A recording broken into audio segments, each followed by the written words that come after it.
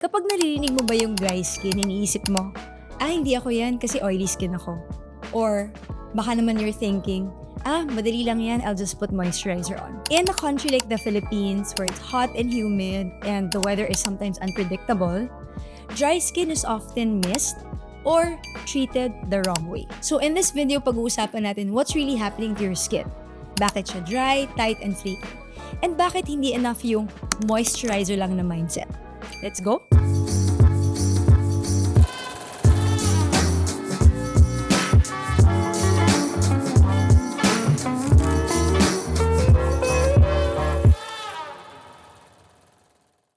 Hi everyone, this is Dr. Gaile.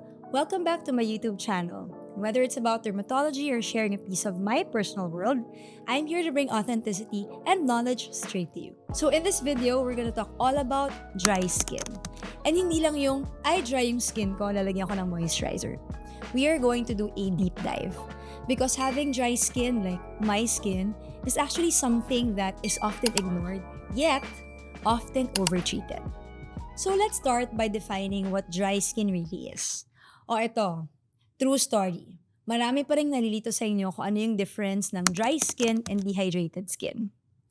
For starters, dry skin is a skin type and it's actually genetic.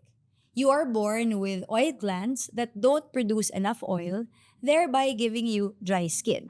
Kumbaga, hindi enough yung free fatty acids and lipids na meron ka, so your skin is not as smooth and well protected. Dehydrated skin naman, on the other hand, is a skin condition.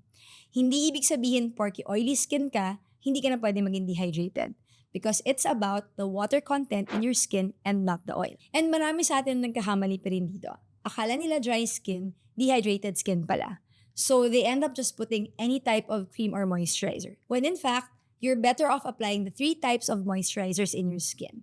We have our humectants, which draw in moisture, like glycerin, for example, and hyaluronic acid. And then we have yung mga emollients natin like ceramides that fill in the gaps in the skin. And lastly, we have occlusives like petroleum jelly, which seals all the hydration in. Now, let's go down to the science. We're going to be talking about the skin barrier because having dry and dehydrated skin has a lot to do with your skin barrier. So, ano ba itong skin barrier na to?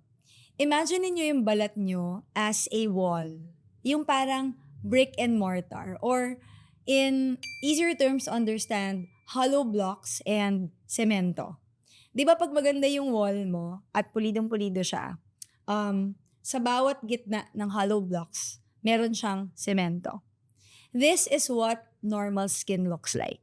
So it doesn't let moisture escape and it doesn't let allergens go in. Ngayon, pag disrupted or compromised yung skin barrier mo, may mga parts ng wall or ng brick and mortar na butas or kulang ng semento. And this does 2 things. It allows moisture to get out, leading to dehydrated skin, and it allows allergens to go in, leading to irritated skin. And this is actually worsened if you have dry skin. So, importante na ma-imagine mo to because when you are applying the products that you're using, you have to always think back to this skin barrier of yours. And this is why when we talk about having dry skin, dehydrated skin, tinitake natin to consideration kung ano yung mga products na pwede natin gamitin to strengthen and repair our barrier and to minimize the usage of products and ingredients that can compromise our skin barrier. So, ito yung tanong. Bakit parang dumadami yung mga tao na may dry skin in the Philippines? Siyempre, iniisip natin, we live in a tropical country, it's hot and humid, so siguro dapat konti lang yung may dry skin. But actually, the opposite is true. Dumadami na yung mga taong may dry skin because of several factors. Number 1 is overexposure and overuse of air conditioners. Siyempre, hindi ko naman kayo ma-blame, guys. Sobrang init talaga sa labas. So, whether we are in our offices, we go to malls, restaurants, even at home, marami talagang nag-air conditioner. And unfortunately, too much exposure to air conditioners lead to dry and dehydrated skin. Pangalawa is over-cleansing. So you remember yung skin barrier natin and the brick and mortar composition? Every time you clean the skin, nababawasan yung semento dun sa brick and mortar because they are free fatty acids which are sensitive to surfactants or yung mga materials na nasa cleansing agents natin. So, okay lang sana kung magki-clean ka once, but if paulit-ulit mo itong ginagawa, nababawasan yung semento, making our skin dehydrated and prone to allergies. Pangatlo, using the wrong products. Ito very, very important. If you have dry, dehydrated skin, tapos gumagamit ka pa ng mga drying products, or even if sabihin na natin, meron kang oily skin, pero nasobrahan naman yung paggamit mo ng mga irritating products like exfoliants, drying agents, etc., that can further compromise your skin, making it dry. And lastly is skipping sunscreen. I'm really surprised, guys, na meron pa rin talaga sa atin na hindi pa rin nagsa-sunscreen. Skipping sunscreen can cause dryness, irritation, aging, and dry and dehydrated skin. So ano naman yung mga dapat hindi mo ginagawa pag may dry skin ka? Here are common mistakes that dry skin people often commit. Number 1, using too many products at the same time, lalo na yung mga irritating ingredients. Vitamin C, retinoids, exfoliants, etc. Thinking that, mas gaganda yung balat mo. Girl, even if you have oily skin, pag pinagsabay-sabay mong lahat to, dry skin ka pa rin talaga. Number 2 is skipping moisturizer just because you have oily skin. So I'm not saying na dapat mag-add ka ng moisturizer kung oily skin ka na, because a lot of products naman have moisturizers in it. But let's face it, dehydrated skin is not dry skin.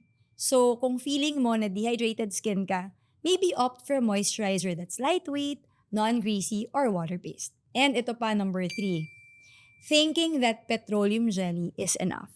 Don't get me wrong ha, I'm a user of petroleum jelly and I recommend it to all my patients. But it's unocclusive. What it does is to lock in moisture. Kung wala namang moisture, wala naman siyang nilalock in. I'm sure you've heard of the concept of slugging, yung pagpahid ng petroleum jelly all over the face. If you have excess oil and not water, you can end up having breakouts. Pagising mo baka may mga comedones ka na or even worse, acne breakout. And lastly is doing skin fasting or skin cycling without really understanding what they're for and what your skin really needs. For me, actually, parang pauso lang yan sa social media. When your skin needs help and nourishment, you don't deprive it of nutrients. You actually support it and protect it. When it comes naman to skin cycling, maybe it works for certain ingredients like exfoliants, but if you really want to see results, you have to be consistent and regular in applying your skincare products. So alam nyo na ngayon how to differentiate dry and dehydrated skin. Alam nyo na rin kung bakit medyo lumalala siya in the Philippines, and alam nyo na kung ano yung kailangan nyong iwasan pag may dry skin kayo. Now we're gonna go to some pro tips on how to manage dry skin. Number 1 is what I wanna call the 60-second rule after washing your face. Kung dry skin ka, pagkatapos mo magugas ng mukha, maglagay ka agad ng product na moisturizing. And this is not just the face ha. Please do not forget your body. Like ako, after ko mag-shower, pagkatapos ko mag-pat dry and medyo damp pa yung skin ko, I immediately apply a moisturizer after. Second is making use of the sandwich technique when using active ingredients for the first time. May mga nagtatanong nga sa akin, Doc, paano yan if I do sandwich technique? Won't it make my active ingredient less effective? Well, that's true. But it will also make your active ingredient less irritating. So, hindi ko naman sinasabi na forever ka na mag-sandwich technique. But while you're allowing your skin to adjust and to adapt to the new ingredient, at least medyo may buffer ka. When you're sure that you're not going to be irritated anymore, you can just remove the sandwich technique and just apply the product with the active ingredient directly to your skin. Third is avoid long hot showers. Guys, I'm guilty of this and I know that, showering na hot water is very relaxing and distressing. Pero hindi siya maganda sa skin kasi imaginein mo, anong nangyayari sa fat pag na-expose siya to heat? Di ba natutunaw siya? So again, dun tayo sa brick and mortar. Kapag hot shower ginawa natin, pwedeng nagme-melt yung parang cement in between the mortars, making your skin dehydrated and more prone to irritation. So kung ako sa'yo, as much as you can, please try to use tap water or kahit lukewarm water, pwede na yon. And lastly, don't forget to include ceramides and free fatty acids in your skincare routine. What if ginawa mo na lahat ng advice ko, in-avoid mo na yung mga bawal, and yet your skin still feels tight, flaky, rough, or even has a burning sensation? Hay nako. It could mean that there's something else going on. Could be dermatitis, could be an allergy, and wag na tayo mag-DIY and self-treat. Magpa-consult na tayo. Go to an expert in skin like a board-certified dermatologist to have yourself properly checked. To wrap up this video, Dry skin is not simply having discomfort or flaky makeup.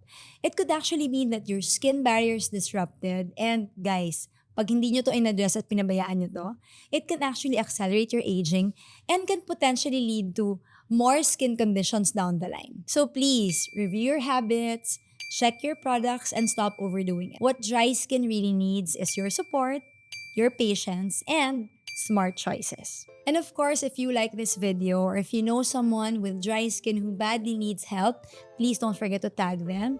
And of course, don't forget to hit the like, subscribe button, and turn on the notification bell so you don't miss the next Derm Talk episode. Till next time, guys. Bye!